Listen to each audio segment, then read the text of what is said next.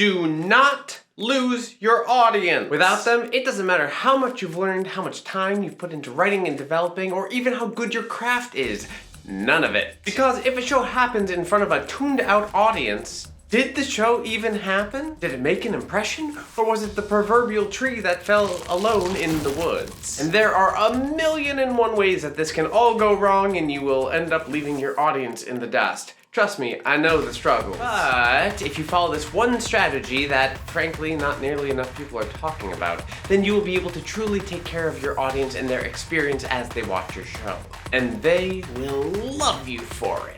When an audience gets lost watching a show, it usually comes down to one of two issues, either confusion or overwhelm. Confusion can easily creep in when there's a lack of crystal clarity in what's happening. Things that need to be super clear includes, who are we following? Why are we following them? Where are we? When are we? How does one moment lead to the next? Where are we likely headed? The understandability of the words? And more, there's more. And when most writing coaches, educators, and groups discuss keeping your audience engaged, the first thing they turn to is usually clarity. For good reason. We absolutely need to be so clear that our audience never once has to wonder what is going on. The moment they begin thinking, wait, what was that? You've lost them. They're gone. Where'd they go? And once you lose them, it is hard to get them back.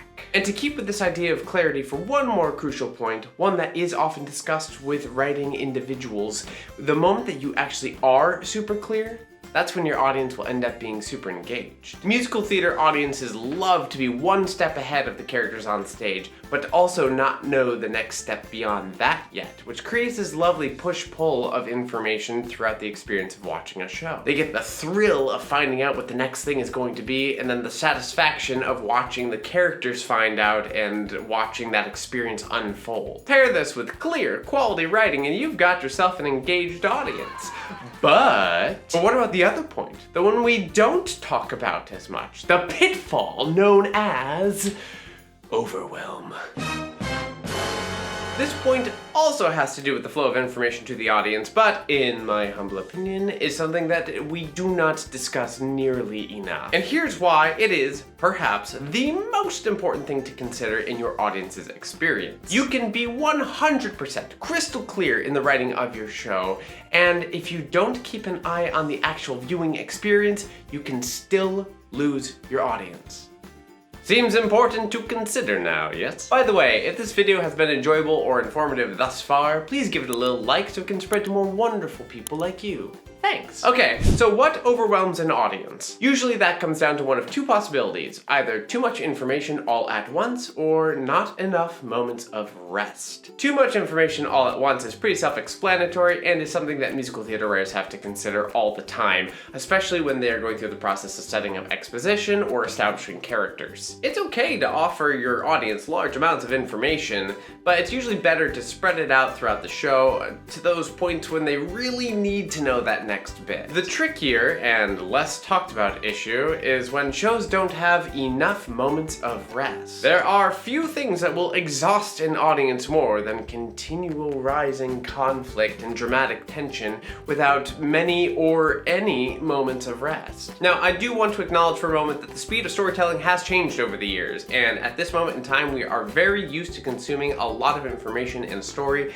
and very, very quickly. The speed of storytelling in TV, films, and even novels has sped up quite a bit. However, the audience in a musical cannot pause or put down the story like they can in those other media, which means that they are stuck until you provide them with some way to rest and relax. And this has been, again in my opinion, a major factor for the lack of success in a lot of modern musicals. They got the pacing balance of conflict and tension versus moments of rest, well, wrong. Whether it's just a few lines of non-plot driven B-character dialogue, or a full-on comedic scene, or even a song like a charm song or a big old production number, audiences need those moments where they can stop leaning forward into the story and instead lean back in their seats. So what do we do about this? How can we strategize a way to keep an eye on our audience's engagement and experience? I call this strategy plotting the emotional arc. Quick side note, you can actually use this strategy with your characters and their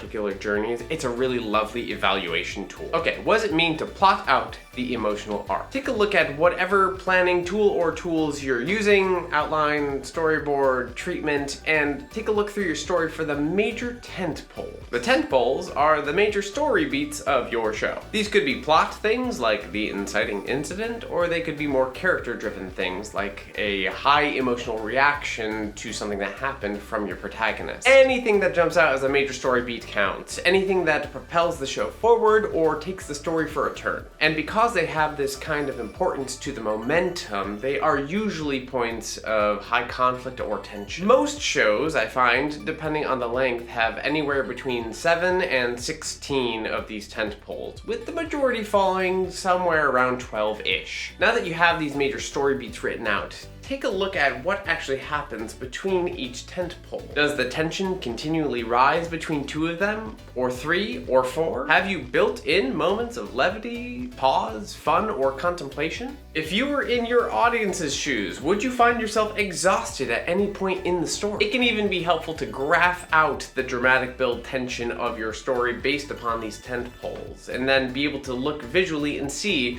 were there any spots where you forgot to give moments of rest? A show with a good balance of rising tension to rest and release will have a pretty familiar looking graph. And if you can strike this balance correctly, your audience will find themselves on a ride that feels perfectly engaging and yet without the overwhelm, which is the balance we're always striving for. But before you can know for sure how your story is affecting your audience, you need to know who your audience is, which is built in directly to my North Star question sets. And if you haven't answered those yet, then you should watch this video next. Otherwise, thank you all for being here with me today, and I'll see you again soon. Cheers!